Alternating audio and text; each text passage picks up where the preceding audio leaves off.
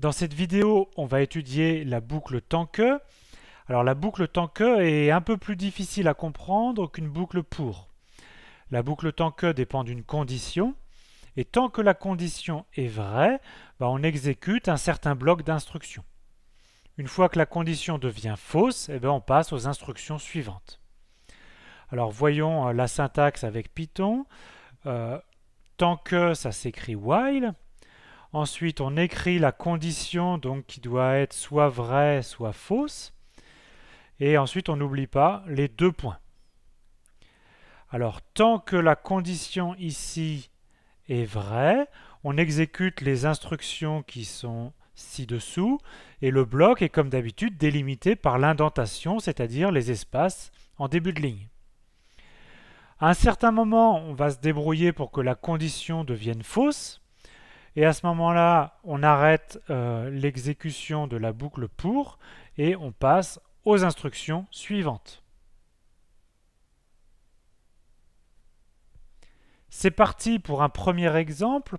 On aimerait réaliser l'affichage d'un compte à rebours 10, 9, 8, etc. 3, 2, 1, 0. Alors je commence par initialiser une variable n qui va être mon compteur et donc je commence à compter à 10. Alors je vais bien évidemment utiliser une boucle tant que, donc j'écris while. Et quand est-ce que j'affiche? Tant que n est positif ou nul, je continue mon affichage. Alors qu'est-ce que je fais? Je commence par afficher n. Donc au début, n égale 10, donc n est bien positif, il va m'afficher n. Et évidemment, l'étape d'après, j'ai envie que n soit diminué d'un cran, donc j'écris n devient n-1. Donc à l'étape d'après, n vaut 9, il est encore positif, donc on l'affiche, n vaut 8, etc. On va arriver à un moment à n égale 0, on l'affiche. Ensuite, n devient moins 1, et à ce moment-là, la condition n'est plus vérifiée, et on passe aux suites des instructions. Là, il n'y a plus d'instructions, donc on s'arrête ici. Voyons si ça marche. Ça nous affiche bien 10, 9, 8, 7, 6, 5, 4, 3, 2, 1, 0. Évidemment, si je change ici 10 en 13 et que je recommence, il va partir de 13, mais il s'arrête toujours à 0.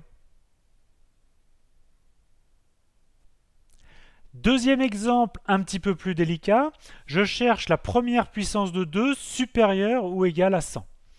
J'ai donc un entier n qui vaut 100, et maintenant je cherche une puissance de 2 que je vais stocker dans une variable p qui est plus grande que n. Donc au départ, j'initialise ma variable p à 1 et je vais bien évidemment utiliser une boucle tant que. Alors quand est-ce qu'on va s'arrêter?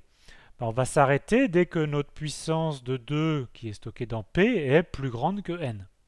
Donc quand est-ce qu'on continue de chercher? Tant que p est plus petit que n. Donc voici notre condition. Et qu'est-ce qu'on fait tant que p est plus petit que n? On multiplie p par 2. P devient 2p. Donc, tant que p est plus petit que n, on va multiplier p par 2. Donc, au départ, c'est 1, ensuite 2, 4, 8, 16, 32. On parcourt bien toutes les puissances de 2. Et donc, on continue tant que p est strictement plus petit que n. Ça veut dire que quand est-ce qu'on s'arrête? Dès que p est supérieur ou égal à n. Et donc, à la fin, dans p, on a bien une puissance de 2 qui est supérieure ou égale à n. Et c'est bien l'entier qu'on voulait. Et donc, par exemple, la première puissance de 2 plus grande que 100, c'est 128. Évidemment, si je change n en 1000, il va me renvoyer la première puissance de 2 plus grande que 1000, et c'est 1024.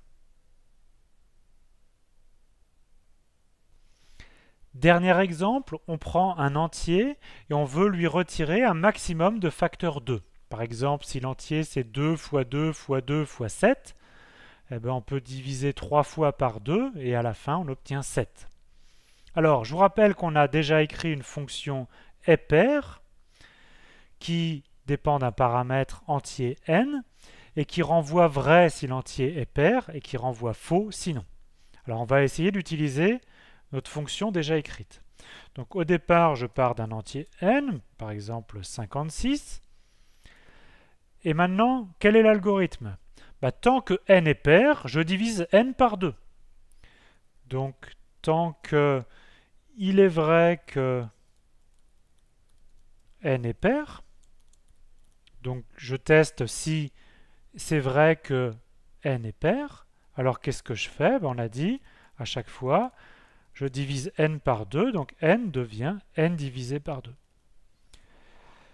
Évidemment, quand on ne pourra plus diviser par 2, c'est-à-dire quand n sera devenu impair, la boucle s'arrête et à ce moment-là, par exemple, on affiche la valeur de n.